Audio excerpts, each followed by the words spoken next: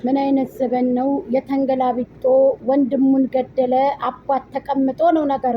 ያው እኮ ነው አባት ተቀምጠው ትላልቅ ሰዎች ተቀምጠው እናቶች አባቶች ባሉበት ሀገር ሚስቱ ባለቤቱ የቀለበት ሚስቱ ስላለች አንቺ ግን በዚህ ልክ አንተም ኤፍሬም በዚህ ልክ አድርጋችሁ ፍትህ ስቶፕ ብለናል። አብርሃም ታደሰ ፍትህ እንጠይቅለታለን።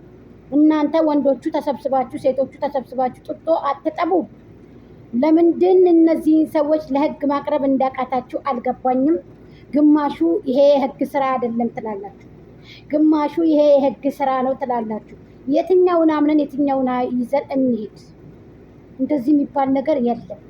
ልጅቷን ለህግ ቆፍድዳችሁ አስቀርባችሁ ህግ እንዲፈታው ነገሩን ብታደርጉ በጣም የተሻለ ነገር ነው አይደል እንዴ? ስለዚህ ከህግ የበለጠ ምን አለ? ህግን የሚያከብሩ ከሆነ በዚህ ልክ ትውልዱ እየጠፋ ነው። የተሰራ ቪዲዮ ከዚህ በፊት አንድ ቀን የሰላም የፍቅር ቪዲዮ ሳይሰራ ዘላለም ዓለም 4 ዓመት ሙሉ ትውልድን የሚያጠፋ ቪዲዮ ነው እየተሰራ ያለው እየተለቀቀ ያለው። እናንተስ እንዴት አያችሁት? ተመልካቾች፣ ወደንሶች፣ ፋሚሊዎች እንዴት አያችሁት ይሄን ቪዲዮ? አሁን የአብርሃም ቪዲዮ ትናንትናው በጣም አያሳዝንም? ገርሞኛልም አሳዝኖኛልም። ምን አይነት ነገር እንደምታስተምሩ ምን አይነት ነገር እንደምትለቁ እማታውቁ ግማሽ ምን ልጁ በዚህ ልክ እንደዚህ ማንኮላሸት ትንሽ ነው የቀረው። 500K ሊገባ ነው። ግማሹ ለምን በሄርሜላ ቤት አልተለቀቀም? ላ የሄርሚ ተራ አይደለም የዳኒ ተራ ነበር ተራው። እሱ ግን ስላዘነ ነው፣ ድንገት ካሜራው ስለሆነባቸው ነው። ቪዲዮም ድንገት ነው አመልጧቸው ሄደው ይባላል። እንግዲህ እኔ አላውቅም። እሱን እዛ ጋር እኛ ቡና ጠጣን ማፍርተን። አንዳንድ ሰዎች ደግሞ ድራማ ነው የሚሰሩ። ድራማ ነው በዚህ ልክ ድራማ ይሰራል ያብርሽ ከሰው ላይ።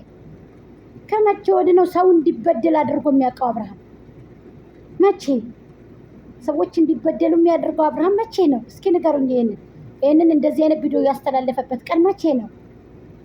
መቼ ሰዎች ህዝቦች እንደዚህ እንዲንኮላሹ አብርሃም አንድ ቀን አድርጎ ያውቃል? ልጆች እንደዚህ እንዲያለቅሱ አድርጎ ያውቃል? አያውቅም። እንዴት የሰውን ባ እንዴት ያደርጋል? 12 ቀን እኮ ሄርሜላ እኮ ከጀርባውና ተቀምጣ እኮ ህዝቦች አልቅሰዋል እኮ። አብርሃም ፌንት እዚህ ጋር ሲበላ ኤፍሬምን በጥፊ እኔ ሩታን እኔ አይመለከተኝም፣ ስለሷ መናገር አልፈልግም። 4 ዓመት ሙሉ ወደንስ ላይ ፋሚሊ ላይ የተጫወተ ሰው ናትኝ። መወለድ ቋንቋ ነው። ወረዲ ተጫውታባቸዋለች። ከምላችሁ በላይ ነው የተጫወተችባቸው። አንድ ሰው ለዛ ላፈራው ህዝብ ክብር ሲኖረው ነው። ገባችሁ? ሰላም ሰላም፣ ጤና ይስጥልኝ ውድና እየተከበራችሁ የዳማ ከሴ ቤተሰቦች በያላችሁበት በያለም ጥግ በያለም ዳርቻ ሰላም ጤና ይስጥልኝ ብያለሁ። እነሆ ብያለሁ። እንግዲህ ላይክ፣ ሼር፣ ኮሜንት፣ ሰብስክራይብ ማድረጋችሁ እንዳይለየኝ እህቶቼ እጅግ አመሰግናለሁኝ። ከመጥፎ ነገር ወጥቶ ተመቅረት አላህ ይጠብቀን። የሰራነውን ፍሬ በረካ አላህ ያድርግልን። አብላን አታስበላን፣ ፈርጀን አታስጨርሰን። ወላሂ የሰራነውን ፍሬ በረካ አድርግልን። ቤተሰብ ጋራ ቁጭ ማለትን፣ ፍቅርን፣ አብሮ መብላትን፣ አብሮ መጠጣትን አላህ ሱብሃነሁ ወተዓላ ይወፍቀን። ሀቂቀትን በናፍቆት የተጎዳን ሰዎች ነን። አንዳንድ ጊዜ በእነ አብርሃም ይከፋናልም ዘናም እንላለን።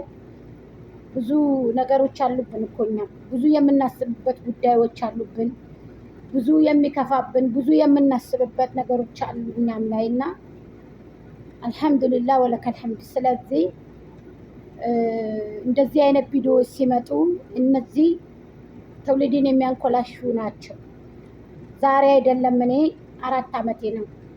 እንደዚህ አይነት ቪዲዮ ለህዝብ አታስተላልፉ። እኔ ሩታን ደመቁን የጠለዋትኝ ዳኒ ጋር ዳኒ ጠለፈኝ ብላ ነው። አብርሽ ፍቅረኛዬ ነው ብላ መታ ዳኒ ጠልፎ ወሰደኝ በመኪና ብላ። በነገራችን ላይ እንደዚህ አይነት ነገር ተሰርቶ ያውቃል ኢትዮጵያ ላይ እውነት ሪያሊቲ ማለት ነው። የእሷ ግን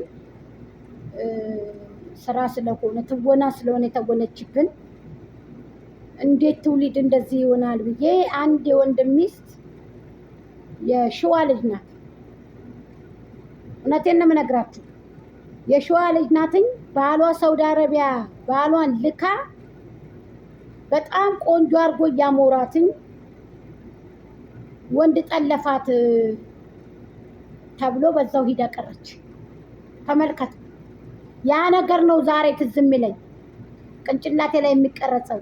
ዳኒ ጠለፈኝ ስትል ከህይወት ያስወጥቼ ጣልኳት። እሷን ከተውኳት እኔ ከናኳት ቆይቻለሁ። ስለዚህ የተናቀ ሰው የተናቀ ነው። በተለይ ሶሻል ሚዲያ ላይ ክብራችንን ሴትነታችንን ሽጠን የምንሰራ ሰዎች ያ አላህ ሙስጣን በጣም ከባድ ነው። የሚያስጠላ ነገር ነው። በተለይ ካሜራ ደግ ነው። በካሜራ ጀርባ እንኳ አይዶን ኬር ሲቀር ይቀራል፣ ግን ያሳዝናል። ሴትነትን በዚህ ልክ አርክሶ እንደገና ደግሞ ወንድምን ደግሞ ሽጦ ወንድምን እንደገና በዚህ ልክ አንኮላሽቶ አበላሽቶ